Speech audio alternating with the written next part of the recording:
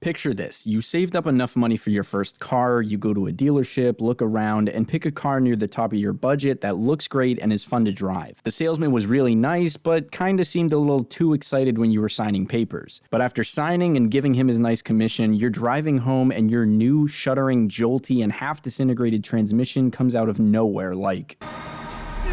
Well, we don't want that to happen, so to help you figure out what cars you'd be happy to drive home, here are 10 of the best American cars for first-time buyers. Let's get into it.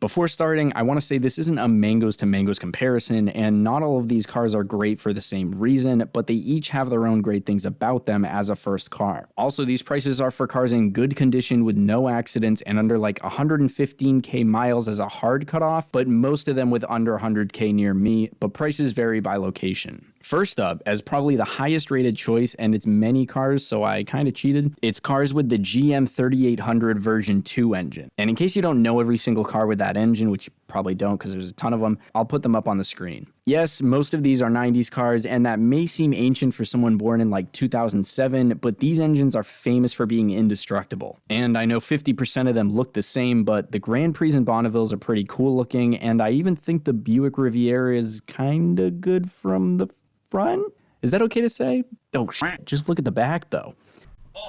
Alright, well if you get one of those, ignore the back end and just really never look at it. But anyway, some of these have supercharged engines, and these engines in general, very cool. Next for today is the Ford Fusion, and with these, the specifics are really up to you. Even the first gens from 06 to 2012 look not bad, and they're pretty cheap. I've mostly seen people talk highly of their inline 4 and V6 engines, but with the most common issues being oil leaks, but let's be real, it's not just me, we've all got some leaking oil, am I right?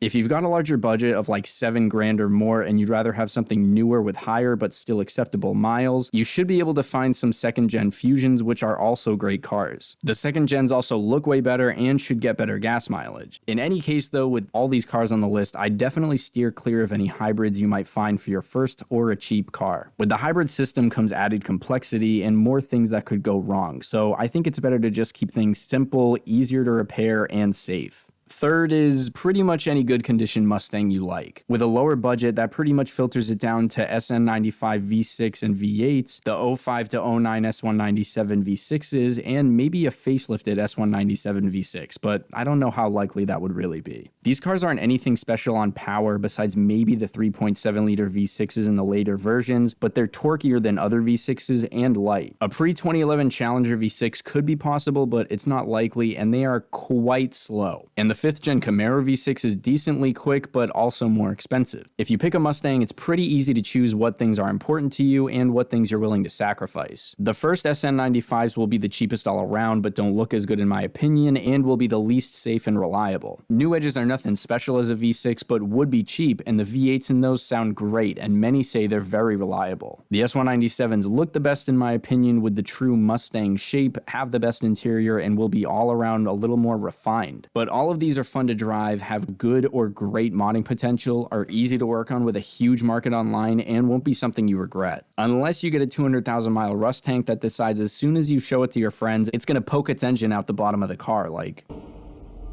Hello there. Next up is one for the classier lads, and it's the Gen 2 CTSs. One of my friends had one in high school, and it had a nice interior, and they look pretty good overall. There are other cheap caddy options like STSs, ATSs, DeVilles, and DTSs that each have their pros and cons, but these seem to be the most common and a good entry caddy. First gens seem to have mixed reviews, but obviously with that comes a lower price. The Gen 2 3.6 liters started in 08, and the 3 liters started in 2010, but both continued on until 2014. And there's also the really freaking cool, insane sounding, highly moddable Gen 2 CTSVs. But to get one of these while you're young, you might have to wait for a completely random, by chance event that miraculously doesn't hurt anyone, but causes your grandparents to not be able to garage their CTSV properly and want to let you inherit it early. Does not into temptation, but deliver us. Now for kind of a weird one, it's minivans. Just minivans in general, but for American ones, there's mainly the Dodge Grand Caravan and Chrysler smaller town and country, which are pretty much the same thing. From all the owner reviews I've seen, people seem to actually talk a little more highly of the older ones, but none of them seem significantly worse than the rest. And honestly, you could always ignore getting something American and just go for a classic Honda Odyssey. You can get decent deals on Marketplace starting as low as $4,000. They're a ton of fun to have whenever you want to go places with friends, and under safe legal circumstances, anyone in the back can slide the back doors open and act like they're firing out of a clone ship from episode 2.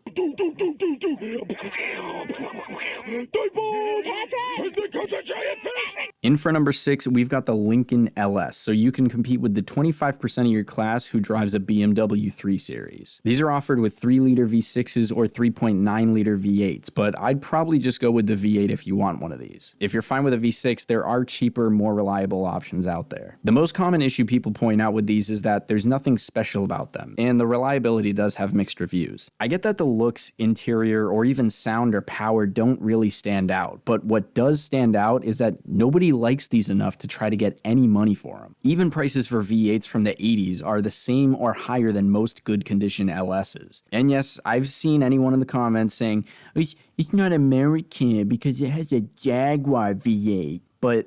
Just realised. What? I don't want to talk to you anymore. Now, as what I think is the best, cheap, reliable, easy to work on American SUV is the first and second gen Ford Escape. I've had one of these in the past and it was great to me even at higher miles, and it seems like others generally agree, with things to watch out for being potential transmission reliability around 150,000 miles and some rusting, but you can look for rusting before you buy anything. The upside is they're wicked easy to find for cheap with low miles, and the first gen limited editions even had heated seats, a sunroof, and a backup sensor, all in a 20-year-old $3,000 car. The second gen, made from 08 to 2012, was also reliable and had updated looks overall and a better interior. Cheap Ford Edges, Explorers, or Chevy Equinoxes could also be alternatives to these, but I haven't heard many great things about Equinoxes, and I'd just go for an Escape over the other two. Next is Ford Ranger. I know these usually get pricey for how old they are, and they could be out of a lot of people's budgets, but they also might not be. And if you find one, maybe you could count on your resale value sticking around, which is pretty cool. These were made between 98 and 2012, have 4 or 6 cylinders, and are pretty light for a truck, so you get the gas mileage benefits. Some people pay crazy money for small trucks like these, so you could maybe just find a plain F-150 for a comparable price and go with that instead. Also, if you can't find a good Ranger but you really want one, the Mazda B-Series is the same truck with just a different badge. Now, as a nice, simple, cheap option, next is the 08 to 2012 Chevy Malibu, which you can get for as low as about $3,000. These came with 2.4-liter inline 4s, 3.5 V6s, and 3.6 V6s, but most people say to avoid the 3.6s. And I know what everyone's probably thinking of as a foreign alternative to these, but just you wait, I will mention those eventually. The main negative people mentioned about these is that you have to take the front bumper off to replace the headlight bulbs, but that probably wouldn't be too hard, and there are videos on how to do it without removing it. And for another popular first car, it's the 2012 to 18 Ford Focuses, specifically the automatic ones with the dual clutch. 90% of all reviews I've seen about these really focus on how the transmissions were easily hitting like 200,000 miles with no issues. Psych! That's the wrong number!